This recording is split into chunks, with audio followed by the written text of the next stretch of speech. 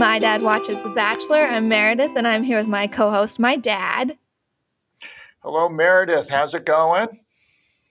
Dad, I don't think I've been this excited to talk to you about The Bachelor in a very long time. Last night's episode it was something else. It was on a new level. Now, you say you're excited to talk about it, and you say it's on a new level. I'm not sure is this a good thing? Is this a bad thing? Because I have a bad taste in my mouth. This is like a Meredith redemption episode because I've been saying this whole season that Clayton sucks. And you know what we found out last night? He does suck. I don't think that it's required. I don't think it really is a redemption episode. I think that we were all kind of aware where this thing was heading. I mean, for goodness sakes, I've been showing previews all year of Clayton saying, I'm in love with all of you. I'm sleeping with all of you. I'm broken. This has been going on for the whole year. So we sort of knew this day was coming. But we didn't know the flip that, like, how quick he was going to just, like, turn into such a jackass with Susie. This is true. And that was ugly. It was so ugly. I was just in shock. Like, it's not a good look for International Women's Day to watch Clayton gaslight Susie on national television. It's not a good look on any day, but particularly on International Women's Day. I also watched the Women Tell All on International Women's Day, which was not a good look either, watching women bash each other. We're going to briefly discuss that, but we're going to get to the meat very quickly of this episode. So Monday night was Women Tell All, and I did watch it on Monday night.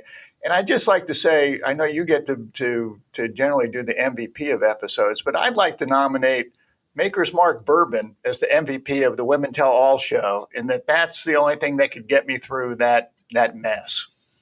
That's fair. I didn't watch live, so I got to fast forward through all the commercials, make it go a little less painful. I had a high. I really enjoyed rewatching the footage from the first night where Claire talks about how she hates Clayton and isn't into him. She knew before the rest of America did. Okay, whatever. I mean, Claire seemed to be a pretty insignificant player in all this to me. I guess it was interesting that on the first night that someone would come out like that. I never really got a sense of whether it was Claire not being into him or she just getting the vibe that this wasn't going to work out that well. So let's just go out in flames. I don't know. And I don't really care because, watching the Women Tell All, I had two takeaways. Number one, everybody hates Shanae, and there were awful things said from you can rot in Ohio. You're one of the most disgusting people I've ever met. You're a narcissistic, gaslighting bitch. You look like you're wearing a diaper. Yeah. So, it was, there were periods of time when I almost felt bad for Shanae, but I got over it. So she really just had one job in the Women Tell All, and it's to, put your tail between your legs, apologize for all the crap you did, and try and move forward. Maybe you can get a better idea on Paradise. And Shanae just decided to double down on everything that she said on the show. It's just, it wasn't the right move. My other takeaway was that, to me, it seemed like there were at least two ladies there that seemed very open to, I don't know if reconciling is the right word, but still being with Clayton. We had Kira, who I don't really even remember. She must have left early, who was still pitching. She basically said, hey, if you're still single, Clayton, so am I. And I've enjoyed watching you during these episodes.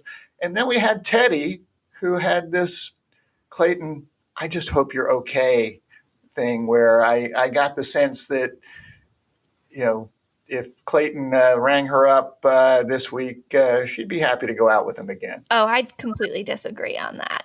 I think that we've seen that Teddy and Rachel are BFFs. And so I'm sure Rachel's told Teddy everything that goes down in the finale. And I think that my guess is that Clayton is single right now. Based on the way the women were bashing him during the Women Tell All, one of the women literally said, I don't think that you're ready to be a married man. And I think that the women genuinely like the top three. I think they like Susie, they like Rachel, they like Gabby. And I don't think that they would be saying that to Clayton if they knew one of their friends was engaged to him. Yeah, but then I think it was Marlene who was saying it's hard to tell about toxicity. She seemed to be cutting Clayton a break with the Shanae thing, and complimented him on navigating 30 women. I mean, I there was some Clayton bashing, but I thought it could have been a lot worse on the Women Tell All than it was. Yeah, maybe that's because they hadn't seen last night's episode with Susie.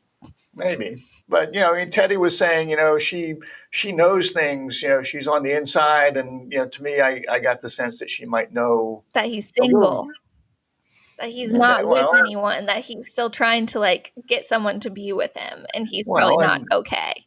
and she's worried about whether he's okay. No, I think that she's just trying to be nice. I think she's prepared to comfort him, but I guess we'll see. She has much more eligible bachelors that are interested in her from prior seasons, such as Andrew S. from Katie's season, who I have personally met and would say go for him instead of Clayton.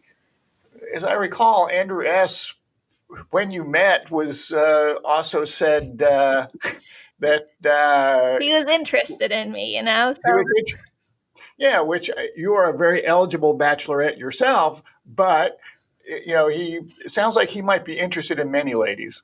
Yeah, well, still better than Clayton. Andrew wasn't professing his love to me when I met him the way Clayton would.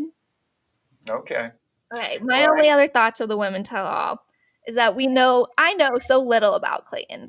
Teddy's saying that his brother slid into her DMs, had no idea Clayton had a brother.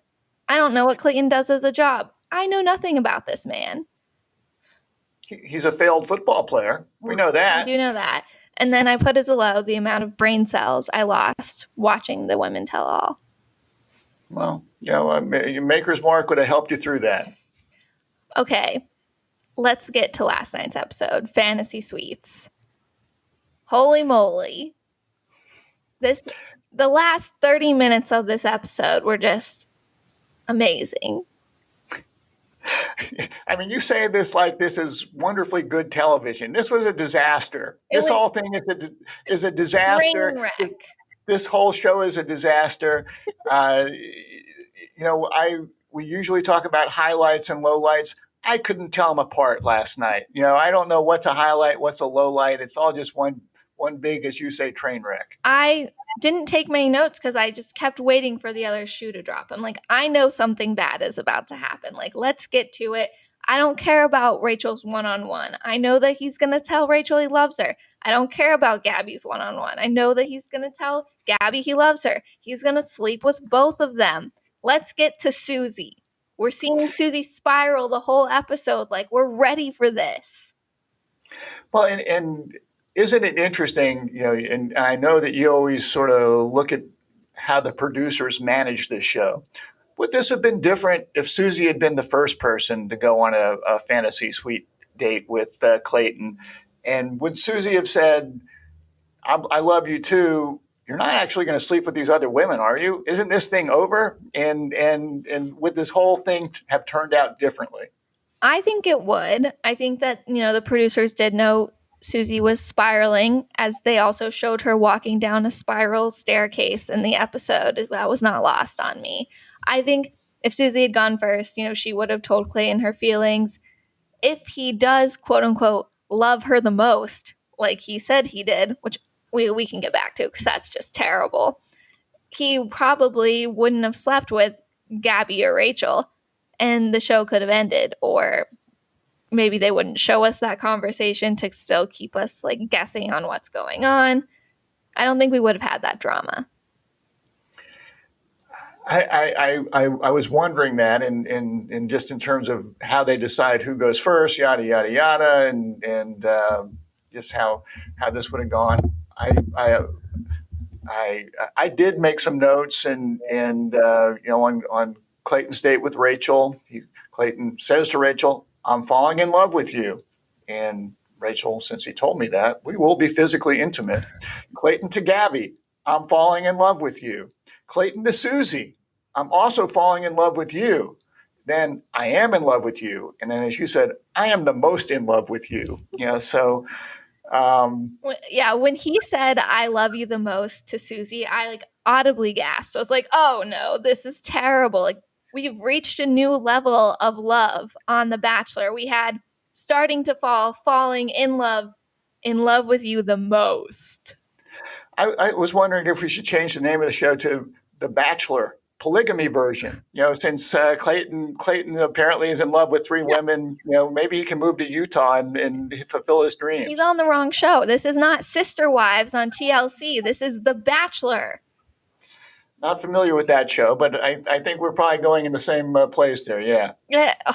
It's just so wild to watch. I don't have much to say other than like, let's talk about Susie and Clayton. My only other high, I didn't enjoy watching Susie spiral, but I thought it was funny to watch her spiral to Gabby about how, like, I don't want him to explore other people physically, intimately, blah, blah, blah. And Gabby's just like, yeah, right. Just nodding because she doesn't agree at all. She tells Clayton, go bang everyone and then pick me. I want you to pick me after you've tasted all of the other ice creams that you can.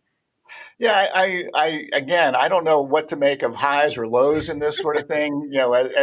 As a dad, this probably goes on the low version of Gabby. I think was saying that she wants the other person to explore the other relationships inside and out, and it's like, okay, I'm not sure as the dad that I'm really down with that, but and Susie was taking the opposite approach of, if this guy sleeps with somebody else, that's going to be hard for me to move forward with him. And I thought that was a much more nice traditional approach. Gabby is maybe setting a precedent for her hopeful Bachelorette season that we get to see, that she's going to be like, look, I let Clayton bang everyone, so you guys got to let me test out all the waters as well. Well, and as I suspect people can tell from where we're going here, at the end of the program, Clayton melts down and walks Susie out because Susie has an issue with the fact that Clayton has both slept with two other women before their date and also told them that he's falling in love with them or in love with them. It's hard to say what he's saying. Part of me was going to give him credit for at least being upfront with Susie about that. But then I was like, oh, wait, they're recording everything. She's going to know damn well what the truth is. So sorry, Clayton, you don't get a lot of truthfulness credit there. At least you're smart enough to realize that she's going to see all this. At the end, Susie is gone. And in my mind, she's got to be the front runner for the next Bachelorette. Yeah, I mean, it definitely, the scale moved more towards Susie last night, but I feel like Gabby has a very loyal following. Okay, well, after Susie's comments, I don't see Susie showing up on Paradise Island or wherever where everybody's sleeping with everybody. Yeah, I think Susie's too good for Paradise, but I do feel like we're going to get some good Gabby action next week when she's yelling at Clayton, saying she doesn't believe a word that he says and like getting all mad. I'm ready to see Mad Gabby. We got those previews. There was definitely Mad Gabby. As far as highlights, I was really, when I found out we were going to Iceland, I've heard really good things about Iceland. That it's a real cool place. Didn't look so much fun in Iceland. And maybe that's because at the time of year we were in Iceland. I sort of assumed they were filming this in November. I was in late last year, early this year. And it didn't look that warm and inviting. No, it didn't, especially at the beginning of Susie's date. Susie had a terrible date. She, Gabby gets to go four-wheeling on black sand beaches. Rachel is getting to go into a volcano, and Susie gets hypothermia. Yeah, it was some sort of crazy spa where they go from freezing water to hot water. I don't really know. I'm more the hot water kind of guy. Agreed. My high is like watching the women talk about how much they respect each other while they were trying to navigate the uncomfortable situation of all living together during Fantasy Suite Week. You could tell they were all very uncomfortable, but I thought it was really nice that they're all like, we respect each other. We like each other. This is a hard situation and we're just going to do our best with it. Yeah, I think all three of them are very likable. They do seem to like each other and get along. And I guess I put as a low just having three beautiful women sitting together, thinking through that each of them are going to be sleeping with the same guy, and just the whole awkwardness of it. And to me, that was a little bit of a low. But I do respect the fact that they treat each other well. I mean, I think we've probably seen some situations here in this stupid show where there's someone there that is disliked by the other people, and not this time. I mean, we've got three very likable finalists that are stuck in this situation. I know it makes it easier to hate Clayton when he screws all of them over because, oh, we already talked about my lows. Most of them were from Women Tell All, and then my other low was, Clayton telling Susie that he's the most in love with her. He's just an idiot. I don't understand why he would ever say that. If he doesn't end up with Susie, he ends up with Rachel or Gabby. How do you watch that back with them and explain yourself saying that you were the most in love with Susie? He's setting himself up for failure. And I feel like usually at the beginning of a Bachelor season, we get to see our new lead, talk to some of the old leads, get advice from them. I feel like some of the old leads, or maybe if Clayton had a sense of any common sense, you realize that once you know who you want at the end, you have to do what you can to protect that relationship, whether it mean not sleeping with other people or sending home maybe your stronger connections early. Like, you got to do what you can to protect that relationship, because once you get out of the show, have to watch it back. Like, it's going to be really hard to maintain a healthy relationship with the person. And Clayton just does not get that at all. So let me ask you this question, as you're really the expert when it comes to this show. Of historically, whether it's a bachelor or bachelorette, do they typically sleep with more than one person in fantasy suites? I mean, I'm not pro that, but it seems to me that it's probably happened before, but it seems like it really blew up much bigger this time. I think it happens probably half the time that they sleep with someone. I think usually if they sleep with more than one person, it's usually not all three people. It's only two people, which I'm sure if given the opportunity, Clayton would have gone 3 for 3 last night. Yeah. And given the chance to go for the cycle and find number 4, I think he would have done that too. Yeah, bring Serene back. He's ready. Yeah. But I think that he also, it's not normal for the lead to be in love with all of the people that he's sleeping with as well. Or to, I don't know. This is just very abnormal. When I don't think you watched this season, but when Nick Viall was the lead, he has a podcast now. He's talked about how he protected his relationship with his winner, Vanessa. He wouldn't sleep with anyone else in the fantasy suite weeks because he knew that's who he wanted to be with. He played it smart. I agree. And Clayton has no control. I think Clayton is just quote unquote in love with whoever is right in front of his face, and he's not able to compare the relationships when they're not all together. He doesn't know who he loves the most, really, and so he doesn't think that he's doing anything wrong. Maybe I'm trying to rationalize what Clayton is doing. Or maybe it's just hey, this is The Bachelor. They put us in fantasy suites. This is what we're supposed to do. Obviously not the real world. No. The main issue here is that Clayton is applying Bachelor logic to the issue, and Susie is applying real world logic to the issue. And those just don't intermingle well. But I would like to say, unsurprisingly, I'm Team Susie on this issue. I put her as my right reason. She knows that if someone wants to be with her and choose her and marry her, they shouldn't be sleeping with someone else or falling in love with anyone else, especially a week before a proposal. Agreed. And, Susie is definitely the right reason. There's really not a lot of decisions to be made there. So she was my right reason as well. And I thought she was clear about her intentions, maybe not to Clayton, in that she really doesn't have a lot of interaction with Clayton until their date, but throughout the show, when she was talking to the camera and talking to the other girls, it was pretty clear that in her mind, if she is the person that Clayton wants to be with, he shouldn't be sleeping with other women. I don't think she even needs to be clear about that to Clayton. I think it should just be understood that, if you want to be with someone, you shouldn't be sleeping with everyone else. It just seems like common sense to me. Which takes us to our wrong reason, which I think there's only one choice for that as well, which is Clayton. And number one, as you just said, if you know who you want to be with, don't sleep with other people. I'm probably getting into some fatherly advice there, but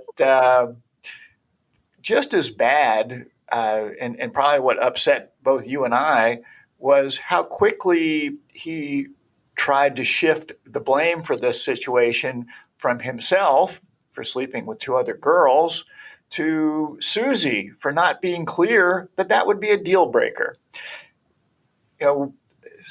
I honestly can't tell you that, my father at some point in my life sat down with me and said, if you love somebody, don't sleep with other people. You might want to stick with that one. I don't think it's something that you generally need to share with people. I might later, but Clayton doesn't seem to understand this.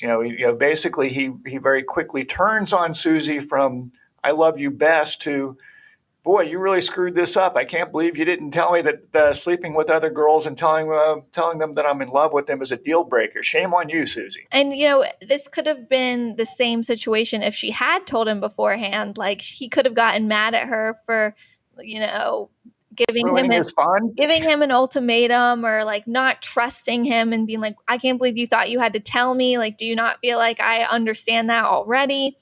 And I completely agree with Susie that, like, this isn't something you should have to tell your significant other. It's like, on a small scale, it's like when you want your boyfriend to buy you flowers, but you don't want to tell him to buy you flowers because you want him to do it on his own volition. You just want him to know that this is something that you would want for him to do. Buy you flowers, not sleep with other women, etc., etc.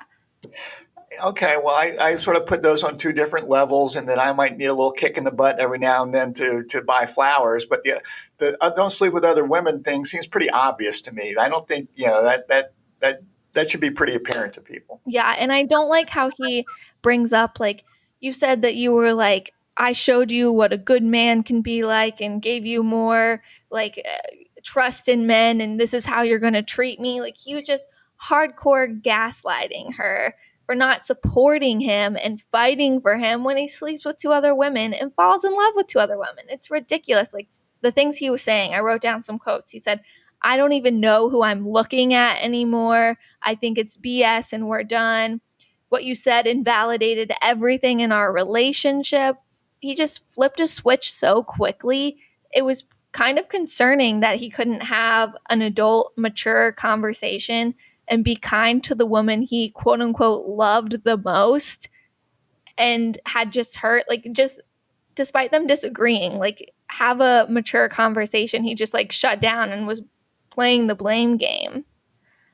And this is the first time in the whole show where things didn't go his way. I mean, he's been calling the shots the whole time. He's been having women fawn over him, whether that's real or whether, like Shanae, they're playing a game, who knows? But basically, every girl's been happy to sit on his lap and make out with him. And now all of a sudden we have a serious conversation about serious issues and he just goes off the rails. He hasn't really had anyone. Go ahead. I was going to say, as I texted you last night, I felt that he was an embarrassment to my gender. Yes. He also hasn't really had anyone leave on their own since night one, I think. So this is something he hasn't experienced and is new to him, and it's coming from someone he quote unquote loves the most. That's a big blow to his his fragile, tiny ego. All true. All true. I also thought it was like pretty cringy watching him confess his love to Rachel, talking about how like I haven't felt this way in so long. That's why it just took me so long to open up. And then he says like almost the exact same thing to Susie. It's like at least get a little creative here. Like you talk about how they're different types of love, but you're going to confess it in the exact same way. Like, he had to Well, know that this was going to be such a bad look for him. yeah, he seems to lack any awareness of this, and and again, this is all being filmed, so it's not like you're going to escape it, and everyone's going to see it at some point in time. So, um, not a lot of thinking going on there. Are we ready to move on to my MVP? Yeah, if you've got one, go ahead. I hope it's Susie, but Well, you tell yeah, me. of course it's Susie. Okay. I thought, knowing what she wants and expects from a man, not willing to compromise. She was willing to ask the tough questions, initiate the conversation, knowing she might not like the answers. I'm sure that was very hard for her to bring up and very uncomfortable. And I also thought she handled it so maturely. Like, Clayton was trying to explain his side, and she's like, I understand what you're saying. Like, I really do, but it just doesn't change how I feel about it, like what my boundaries are, what my expectations are. And the way when she was leaving in the car, talking about how she was so shocked that he couldn't talk to her and like speak to her kindly. I thought that was very important, like that she just expected more from him, not in the way of sleeping with other women, but just being able to have a kind conversation and just be nice to each other because they loved each other and they don't want to hurt each other and they're disagreeing. But it's just, Susie is great. She's a great person. She's way too good for Clayton, which I've been saying for a very long time. And I'm glad that she got out. Well, and I picked Susie to win the whole thing, and I still think, and no disrespect whatsoever to Gabby or Rachel, I think that Susie might be the one that he should love the most. I don't know. I mean, I do think that she seems to have a lot going for her, and but as you said, I think. It's probably for the best. We know from history that very few of these relationships ever last. So better to get out now as opposed to get engaged, then watch the show and say, oh my God, he loves two other women. He's blah blah blah, and then the whole thing fall apart. Yeah, I will say I was surprised that he said he loved Susie the most. I always figured he loved Rachel the most. That's who I would have had my money on at this point. Well, now maybe he does. Now that Susie's gone, now I love Rachel the most. We'll see. I sincerely hope that neither of the remaining women are with Clayton at this point. I feel like I would lose a lot of respect for either of them if they are.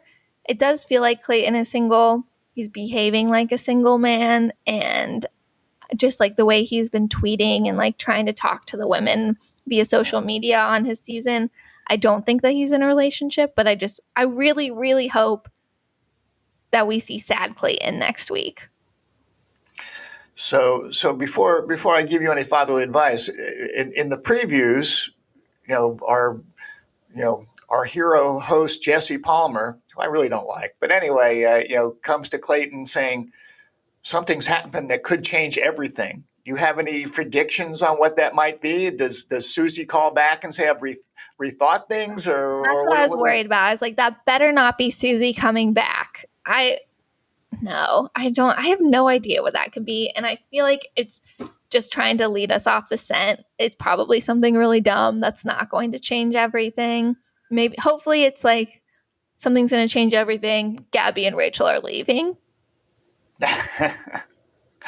Well, and we do see some previews of Clayton talking with, I guess, his family, and basically his family saying, "You screwed this up. It's all on you." Blah blah. It's not, and I don't know. It looks like we'll have a very messy end to this show. Yeah, it doesn't look like we're going to get a normal finale. is my guess. But I don't know why it has to be dragged out 2 nights, but it is being dragged out 2 nights. We have a Monday night and Tuesday night episode, so you will be getting us again on Wednesday next week.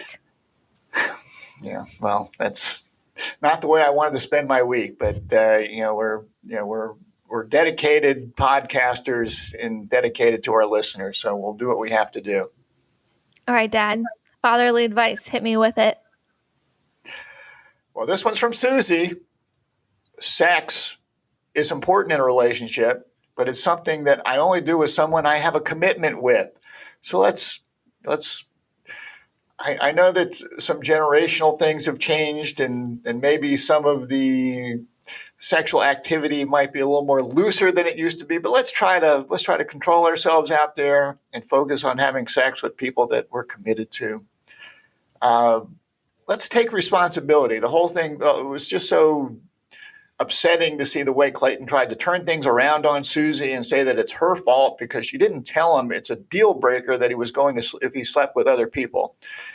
Come on, Clayton. Let's take some responsibility for our actions out there, people. You can't do that. That's, as Meredith said, that's gaslighting. We don't stand for that, particularly on International Women's Day or any day. So don't do that. And just referring back to dad advice 1 and 2, if you're in love with someone, don't sleep with other people. Just sort of basic dad advice that I shouldn't have to say, but Clayton, if you're listening, don't do that. Clayton's dad needs to take some listening advice here. Why wasn't he telling Clayton these things growing up? Because you're not supposed to have to tell people these things. This is like normal adult behavior. Come on, Clayton. He's a failed football player. We know that he probably has brain damage. Okay, there you go. That is the real source behind this episode. It is Clayton CTE. You heard it here first, folks. All right. That's all I got. All right. Well, that's all I have too. I still feel very worked up about all this. I'm sure I'll be more worked up next week. I don't see Clayton digging himself out of this hole anytime soon. But, you'll find out how I'm feeling next week on Wednesday because apparently the finale is too dramatic to fit into one episode. So if you're enjoying the podcast, make sure to comment, rate, subscribe to us anywhere you listen to podcasts. We would, as always, like to thank The Mesh for hosting us. And join us next time to hear about the season finale from the right perspective and my dad.